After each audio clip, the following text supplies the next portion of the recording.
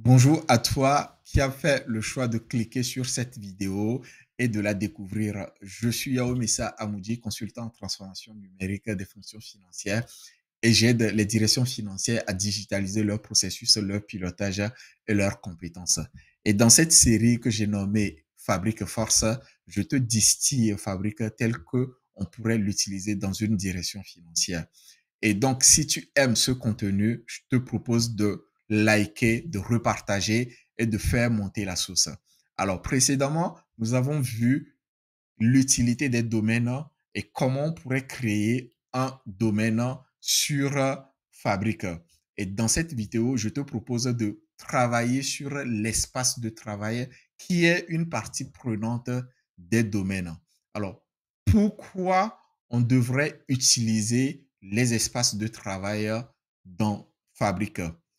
L'espace de travail te permet tout simplement de regrouper dans un même endroit toutes les ressources liées à un projet ou à une activité spécifique, à savoir les rapports Power BI, les data marts que tu as créés. On reviendra dans une prochaine vidéo sur les data marts, les jeux de données que tu as remontés ou les notebooks que tu as créés ou les automatisations que tu as mises en place, les pipelines que tu aurais également créés dans cet environnement pour tout simplement dans une direction financière, on peut par exemple créer un espace de travail dédié au suivi de la trésorerie, au suivi ou à la mise en place de la clôture mensuelle, au contrôle de gestion budgétaire ou encore de la consolidation. Ainsi, on pourrait tout simplement organiser toutes ces tâches-là, toutes ces grandes tâches-là entre l'équipe ou les membres de l'équipe qui gèrent ces grandes tâches. Donc, chaque espace devient indépendant, sécurisé, collaboratif et structuré pour permettre à vos équipes de travailler en autonomie tout en restant alignés. Alors, rentrons dans le vif du sujet et allons tout simplement dans cet espace ici. Donc, je vais créer mon espace. Soit je suis sur accueil et je clique sur nouvel espace ou je clique à ce niveau et je viens cliquer sur nouvel espace à ce niveau. Donc, je vais créer par exemple mon espace dédié aux clôtures mensuelles. Et il faut savoir que quand je fais ça, je peux mettre une description. Je peux mettre également une image pour cet espace-là. Et je peux aller dans les détails ici et utiliser la capacité ou la licence qui me permet de pouvoir travailler à ce niveau.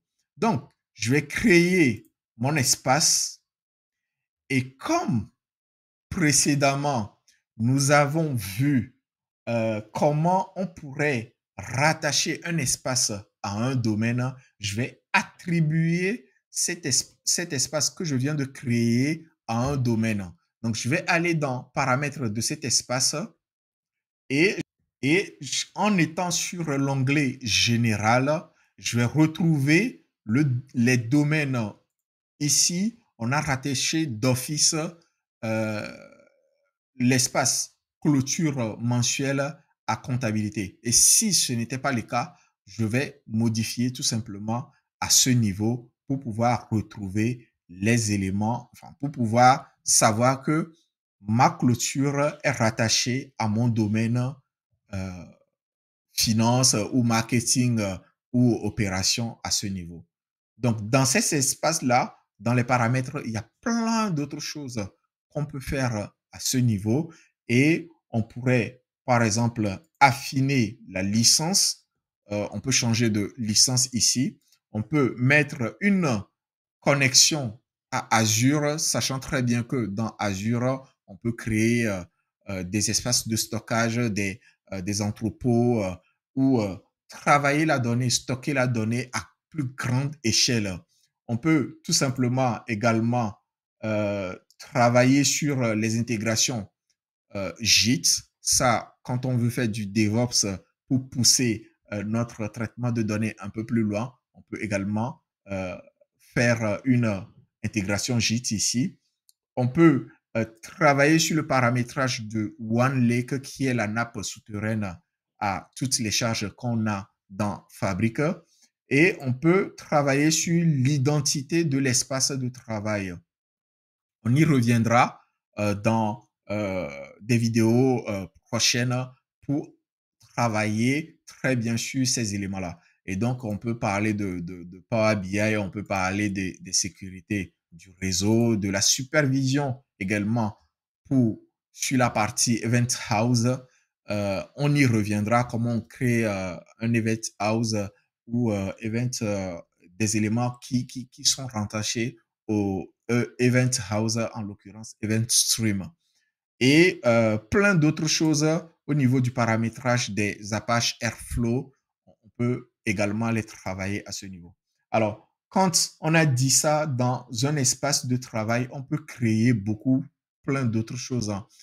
Des pipelines, des event streams, j'en parlais tout à l'heure, ou de copier tout simplement du travail qui a été fait auparavant. On peut créer des entrepôts de données, on peut créer des OneLake ou des bases de données Azure SQL.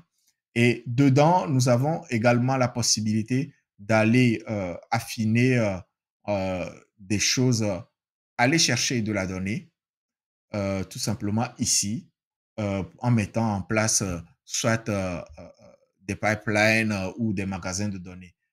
Par contre, je vais resupprimer ceci. Je ne veux pas faire cela. On peut tout simplement importer des flux, hein, depuis notre environnement, importer des flux pour venir à ce niveau. Nous pourrons également sélectionner des flux prédéfinis, hein, mettre en place des choses via cet onglet et on peut créer une application. On y reviendra. On peut également travailler sur la gestion des assets. Et là, on parle de gouvernance. Il y a plusieurs rôles dans un espace de travail. Le rôle administrateur, le rôle contributeur, le rôle visionnaire, visionneuse, ou le rôle en quatrième rôle. Mais tous ces rôles-là, on y reviendra là-dessus et en parler dans une prochaine vidéo. Donc, et tout simplement, on a un peu effleurer les éléments qu'on peut mettre en place dans notre espace de travail.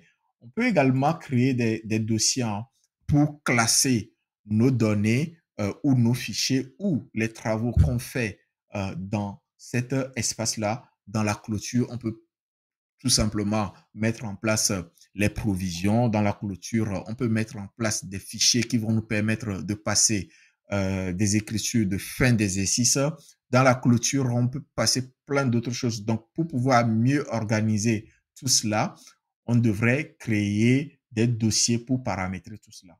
Donc, on peut toujours importer des blocs-notes assez rapidement ou créer des rapports paginés ou des Excel. Et donc, des fichiers Excel qu'on peut remonter dans notre espace de travail. Voici comment on pourrait, dans un premier temps, quitter un domaine, créer un espace de travail et toute la science qu'on peut avoir au niveau de l'espace de travail.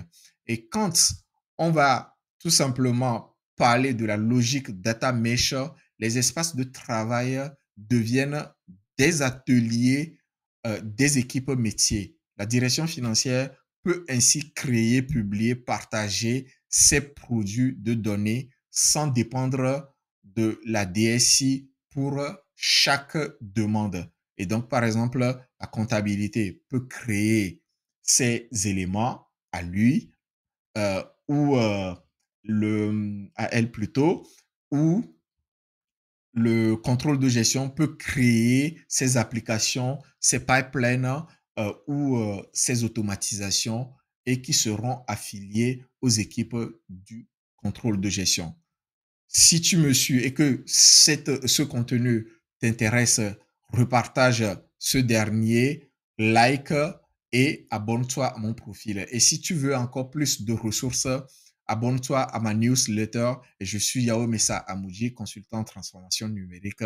Je suis un passionné de la data, de la BI et de l'automatisation. Je te donne rendez-vous dans la prochaine vidéo et d'ici là, porte-toi bien.